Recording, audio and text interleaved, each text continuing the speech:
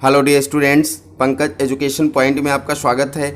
आज मैं the lost child story का पार्ट 3 लेकर के आया हूँ। इससे पहले वाले पार्ट में हम लोगों ने पढ़ा था कि बच्चा जो बड़ी खुशी और मस्ती से मेले को जा रहा था वह कई चीज़ों से आकर्षित होता है, लेकिन वह चीज़ें उसको नहीं मिलती हैं। बाद में वो मेले में खो जाता है। तो आइए कहानी को आगे बढ़ाते हैं और देखते हैं कि बच्चे की खोने के बाद मनोदशा क्या होती है। A full deep cry rose within his right throat, and with a sudden jerk of his body he ran from where he stood crying in red fear, mother, father। अब यहाँ पर क्या है, a full deep cry rose within his dry throat, उसके सूखे गले से एक बहुत बड़ी चीख निकल पड़ी। And with a sudden jerk of his body, और अपने शरीर को अचानक झटका देकर he ran from where he stood, वह जहाँ पर खड़ा हुआ था वहाँ से वो दौड़ पड़ा। क्राइंग इन रेड फियर, मतलब भयग्रस्त होकर और रोते हुए वहाँ से दौड़ पड़ा। मदर, फादर, माताजी, पिताजी या कहते हुए वो वहाँ से दौड़ पड़ा। Tears roll down from his eyes, उसकी आंखों से आंसू बह रहे थे। हॉट एंड फियर्स, मतलब गर्म और भयग्रस्त आंसू उसकी आंखों से निकल रहे थे। His flushed face was convulsed with fear, उसका जो तमतमाया हुआ चेहरा था वो क्या था, मतलब भय के कारण वो ऐठ गया था, अकड़ सा गया था। पैनिक स्ट्रिकन, भय से व्याकुल होकर के he ran to one side first, पहले तो एक तरफ दौड़ा, देन टू अदर, उसके बाद दूसरी तरफ दौड़ा। Hither and thither in all direction, मतलब वो सभी दिशाओं में इधर उधर दौड़ने लगा। Knowing nowhere to go, उसको ये नहीं पता था कि वह जाए तो कहाँ जाए। मतलब जब वह खो गया तो उसने रोना स्टार्ट कर दिया और डर से हर तरफ, हर दिशा की तरफ वो गया, यह अपने पिता को, अपने माता को खोजने के लिए, लेकिन उसको ये नहीं पता था कि वो जाए तो अब कहाँ जाए। Mother, father, he bawled with a moist shrill breath now, अब क्या है कि उसके मुंह से तीखी सी सिसकारियाँ निकल रही थी जिसमें वो चिल्ला रहा था, माताजी, पिताजी।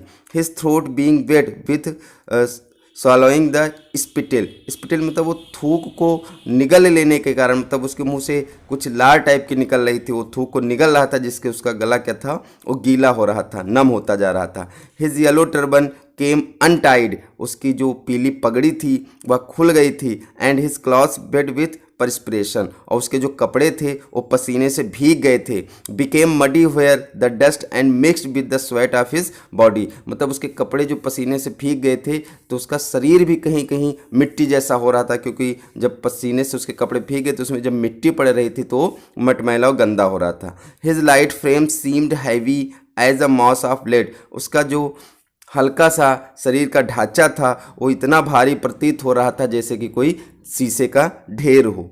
Having run to and fro in rage of running for a while he stood defeated, इधर उधर दौड़ने के बाद कुछ देर बाद वह हार कर खड़ा हो गया। हिज क्राइज सप्रेस्ड इनटू सॉब्स, उसकी जो चिल्लाहट थी वो अब सिसकारियों में बदल गई थी। At little distances on the green grass, he could see through his filmy eyes men and women talking। फिल्मी आइज मतलब उसकी आंखों में आंसू भरे हुए थे, तो आंसुओं से भरे हुए आंखों से वह कुछ दूरी पर हरी घास पर महिलाओं को, पुरुषों को बात करते हुए उसने देखा। He tried to look intently among the patches of bright yellow cloths, मतलब वो जो चमकीले पीले कलर के पीले रंग के कपड़े पहने हुए थे उनके मध्य उसने बहुत ही ध्यान से यह देखने का प्रयास किया, खोजने का प्रयास किया। But there was no sign of his mother and father, लेकिन उनमें भी उसकी माँ और उसके पिता का कोई भी नामो निशान नहीं था। who seemed to laugh and talk just for the sake of laughing and talking, मतलब जिन महिलाओं और पुरुषों को वो देख सकता था उनके बीच उसने झांकने का प्रयास किया, अपनी माँ और अपने पिता को खोजने का प्रयास किया, लेकिन उनके बीच में उसके माँ बाप का कोई भी नामो निशान नहीं था। वह लोग तो सिर्फ बातें कर रहे थे और हंस रहे थे। ही रैन हॉटली अगेन, मतलब वह फिर से बेचैन होकर के दौड़ पड़ा। This time to a shrine to which people seemed to be crowding, इस बार वह उस मंदिर के पास दौड़ा जहाँ पर लोगों की भीड़ उमड़ती हुई सी प्रतीत हो रही थी। Every little inch of space here was congested with main, मतलब वहाँ पर क्या था कि एक इंच की जो जगह थी वो भी लोगों से भरी हुई थी, कंजेस्टेड थी। But he ran through peoples leg, लेकिन वह क्या है, लोगों के पैरों से होकर के दौड़ रहा था। हिज लिटिल सॉब लिंगरिंग, उसकी जो सिसकारियाँ थी वो अभी भी चल रही थी और उन सिसकारियों में वो कह रहा था, माता जी, पिताजी। Near the entrance to the temple however the crowd became very thick, men jostled each other, मतलब near the entrance to the temple, मंदिर के प्रवेश द्वार के पास जो भीड़ थी और भी घनी होती जा रही थी। men jostled each other, जो वहाँ व्यक्ति थे एक दूसरे से भिड़े जा रहे थे। heavy men with lashing murderous eyes and hefty shoulders, मतलब मंदिर के गेट के पास जो भीड़ थी वो और भी घनी हो जा रही थी और जो भारी भरकम वो पुरुष थे, मनुष्य थे, जिनकी आंखें बिल्कुल हत्यारों जैसी थी, उनकी भीड़ उमड़ती जा रही थी। The poor child struggled to thrust away between their feet, जो बच्चा था उन लोगों के पैरों के मध्य से होकर के संघर्ष करता हुआ रास्ता बना रहा था। Knocked to and fro by their brutal movement, he might have been trampled under foot had he not shrieked at the highest pitch of this voice, यदि वह लोगों को धक्का देता हुआ आगे ना बढ़ रहा होता और वो उन अपनी चीख को और तेज ना कर दिया होता तो वह उन लोगों के पैरों के नीचे कुचल गया होता।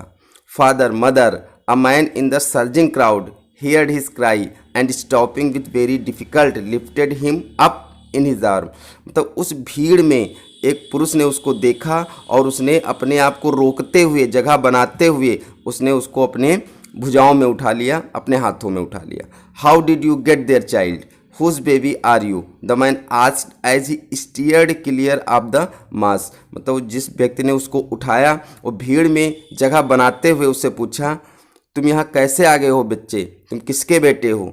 The child wept more bitterly then ever now and only cried, बच्चा जो अभी तक रो रहा था उससे तेज आवाज़ में अब वो रोने लगा। एंड ओनली क्राइड, और उसने सिर्फ यही चीख करके कहा, I want my mother, I want my father, मुझे मेरी माँ चाहिए, मुझे मेरे पिता चाहिए। The man tried to soothe him by taking him to the roundabout, जो व्यक्ति था उसको शांत कराने के लिए उसको झूले के पास लेकर के गया। Will you have a lift on the horse, he gently asked as he approach the ring, वह जैसे ही झूले के पास आया तो उसने बड़े प्यार से बच्चे से पूछा, क्या तुम उस घोड़े पर बैठोगे, क्या तुम उस घोड़े पर चढ़ोगे। The child throat tore into 1,000 shrill sobs, तो जो बच्चा था उसके गले में हजारों सिसकियाँ निकल पड़ी। एंड ही ओनली साउटेड, और उसने सिर्फ यही चीख करके कहा, I want my mother, I want my father, मुझे सिर्फ मेरी मम्मी चाहिए, मुझे सिर्फ मेरे पापा चाहिए। The man headed towards the place where the juggler still played on the flute to the dancing cobra, वह जो व्यक्ति था वह उसको उस स्थान की तरफ ले गया जहां अभी भी सपेरा नाचते हुए डांस के आगे बीन बजा रहा था। Listen to the nice music childs, he pleaded, उसने बच्चे से कहा इस सुंदर संगीत को सुनो। But the child shut his ear with his fingers, लेकिन जो बच्चा था उसने अपनी उंगलियों से अपने चेहरे को बंद कर लिया। And shouted his double pitch strain, और उसने दुगनी तेज आवाज़ में चीख करके कहा, I want my mother, I want my father, मुझे सिर्फ मेरी मम्मी चाहिए, मुझे सिर्फ मेरे पापा चाहिए। The man took him near the balloons thinking the bright colours of the balls would distract the child's attention and quieten him, वो जो व्यक्ति था उस बच्चे को उस बैलून्स मतलब गुब्बारे वाले के पास ले गया, यह सोच करके कि जो रंग बिरंगे गुब्बारे हैं ये उसके ध्यान को थोड़ा भटका देंगे, ध्यान को मोड़ देंगे और उसको शांत करा देंगे, इसलिए वह उसको गुब्बारे वाले के पास लेकर गया। Would you like a rainbow coloured balloons, he persuasively asked, उसने थोड़ा जोर दे करके पूछा, क्या तुम इंद्रधनुष रंग वाले गुब्बारे पसंद करोगे, गुब्बारे लोगे। The child turned his eyes from the flying balloons, मतलब उड़ते हुए गुब्बारों से उस बच्चे ने अपनी आंखें मोड़ ली। एंड जस्ट सॉफ्ट, और उसने सिर्फ सिसकारी भर के कहा, I want my mother, I want my father, मुझे सिर्फ मेरी मम्मी चाहिए, मुझे सिर्फ मेरे पापा चाहिए।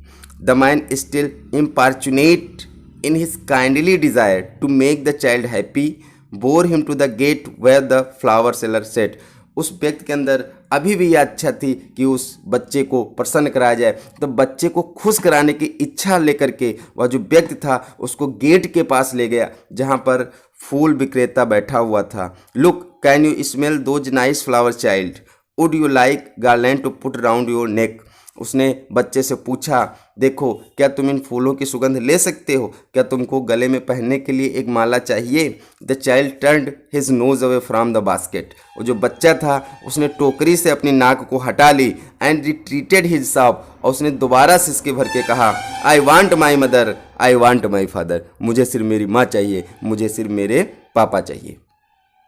Thinking to humor his disconsolate charge by a gift of sweet, the man took him to the counter of sweet shop। यह सोच करके कि यह जो बच्चा उसकी जिम्मेदारी में आ गया है उसको खुश कैसे कराया जाए, उसको मिठाई का गिफ्ट देकर खुश कराने का विचार लेकर के वह व्यक्ति उसको मिठाई शॉप पर लेकर के गया, मिठाई की दुकान पर लेकर के गया। What sweet would you like child, he asked. उसने बच्चे से पूछा, बेटा तुम्हें कौन सी मिठाई चाहिए? The child turn his face, बच्चे ने अपना चेहरा मोड़ लिया, फ्रॉम द स्वीट शॉप, मतलब उस दुकान से अपने चेहरे को मोड़ लिया, एंड ओनली शॉप, और उसने सिर्फ सिसकारी भर के कहा, I want my mother, I want my father. मुझे सिर्फ मेरी मम्मी चाहिए, मुझे सिर्फ मेरे पापा चाहिए। इस प्रकार से ये कहानी यहीं पर समाप्त होती है। इस कहानी में हम लोगों ने पढ़ा कि एक जो छोटा बच्चा होता है उसकी साइकोलॉजी क्या होती है। अपने पेरेंट्स की उपस्थिति में वही चीज़ें जो उसको अपनी तरफ आकर्षित कर रही थी, उसके अंदर एक लालसा थी कि ये चीज़ें हमको मिल जाएं, लेकिन अपने पेरेंट्स की अनुपस्थिति में, उसके पेरेंट्स के खो जाने के बाद वही सब चीज़ें उसके लिए अपना आकर्षण खो देती हैं। उसको अब सिर्फ एक ही सामान चाहिए, एक ही चीज़ चाहिए, और वो क्या चाहिए? उसको उसके मम्मी और पापा चाहिए। इससे ये पता चलता है कि एक जो बच्चा होता है उसके लिए उसके जो पेरेंट्स होते हैं वही सबसे कीमती चीज़ होते हैं। उनके आगे चाहे जितनी भी महंगी, चाहे जितनी भी अच्छी चीज़ हो, वो सारी चीज़ें अपना आकर्षण खो देती हैं। तो इस कहानी को पढ़िए और समझिए। मिलते हैं अगले वीडियो में। थैंक्स।